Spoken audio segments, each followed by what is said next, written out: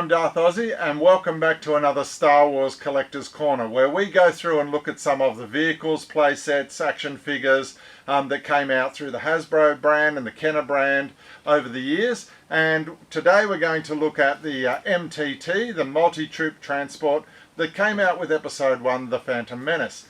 To help us go through it, we're going to look at it with my little friend here, the 8-year-old expert, who's going to talk about some of the playability. And the other thing we're going to do, obviously, is showcase some of what it can do. So we're going to go through some of the features, also a little bit about the pitfalls of how this ship works, how it doesn't work, this vehicle, and also whether or not it was worth the money. The other part of this is, of course, we do a lot of these sort of videos together. And so what I want you to do, if you can, at the end of it, leave us some comments, some feedback, like us. If you don't like us, don't like us. Either way, it doesn't matter, but we're going to go through this and check out some of the other videos on our site as well.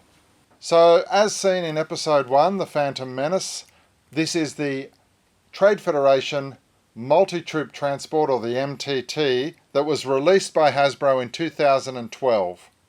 But one of the things that really struck me when I got it was the fact that it came with 20 battle droids. Now, the battle droids, as you'll see in a minute, are not exactly the same as the battle droids you could buy loose on the card.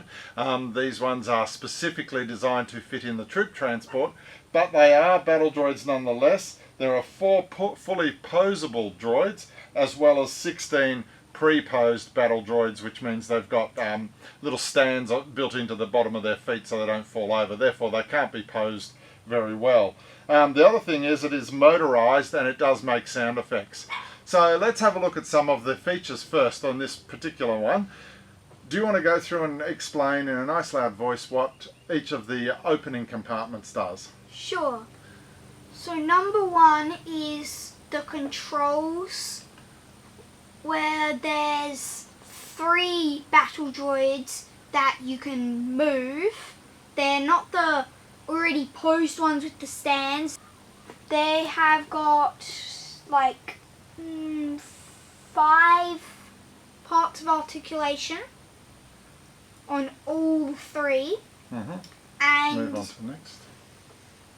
Number 2 is in this compartment, which is like, well, I think it's a control room where they control all the gas, and it's like the second control room. That's what I believe.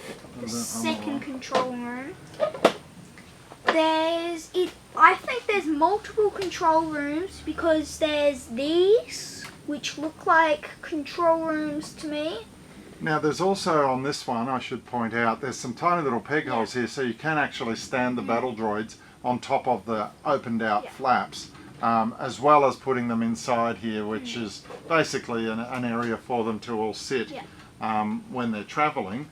The other part of that is that that's one side of it, and then spin it around and there's another on the other side. So there's quite a lot of opening spaces in this particular vehicle that you can actually put droids into. So there's electronics, which is like sound effects. This door opens by technology from a button. You should simply open it with round about 19 battle droids. Okay, so as you can see, the battle droids come out. There's a few pitfalls with this, isn't there? Yes. It's bad on this actual whole thing, because the main thing is the battle droids. And when you open it, all of the battle droids just fall off onto the table, which is frustrating because they're meant to stay down, because the guns can get jammed. Okay, so what we've done is we've taken most of the weapons off the droids, because the droids themselves fall out very easily. They're not held in very well. Over time, of course, they've all misshapen at the base as well, so they're all leaning forward, which is part of the problem too. But the other part of it is the articulation of this cantilevered door system when it opens. Sounds great in theory, but it has some major issues, doesn't it, when it comes to the doors actually being in the right position, coming down, opening up, and of course the little flaps at the top have to open to let them drop down. When you go to put it away, it's a tricky little thing as well, because there's no button that allows it all to go back in. So you've really got to press it and see if it works. But you have to push in those, which is the... Good. So we've got to push up the droids again on either side, and then they all start to fall out, of course. And because over time their stands, they actually warp, and the figure is like, this is its stand, and the figure just goes and leans forward. Give it a buzz, see if it goes back in. Yeah, no. See? So you have to push it back in manually and then close the lid, and of course I left a couple of droids out. But the upshot of it is, as something that plays, you know, when it opens up, it's great. You can take the droids out. If they weren't falling forward, they'd be able to stand up, but they don't. The ship has quite a few gun turrets on it that move around as well, and of course each one of these battle droids comes with its own blaster, but the blasters fall out of the hands really easy. It's one of the big faults, I think, of this particular ship or vehicle, is that it's, you know, all of the guns, and we've kept all of them separate, because every time you open that, they fall out, the droids fall out. So it is lacking in some of the aspects that some of the better play sets and figures and vehicles that Hasbro have brought out over the years. This one's got a lot of features, but not as much robustness to it when it comes to being able to play with it. And both of these cannons have firing projectiles in them, so you can set them off and put them back in again for lots of playability. Just be careful not to point them towards anyone's eyes. Okay, so one last thing we'll quickly show you is that it is on wheels, so it does roll backwards and forwards quite well, and you can pose things up around it very well.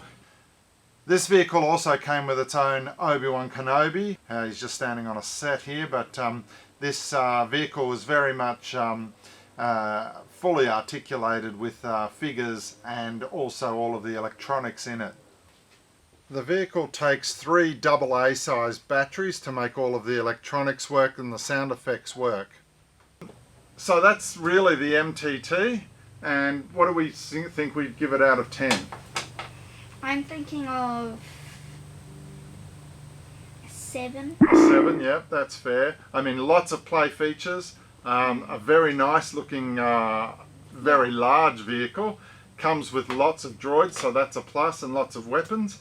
Has lots of compartments, allows you to play a lot with it. It's the electronics and that moving bar that comes out the front with all the battle droids on it that I think lets it down. Eh? Yeah, I would have said 6, but there's a plus of that you get like 20 battle droids, which is a plus of just getting this, no battle droids, having to buy 20. Yeah, that's right. So if you had to populate it yourself with battle droids that you'd have to buy independently, that wouldn't be so good.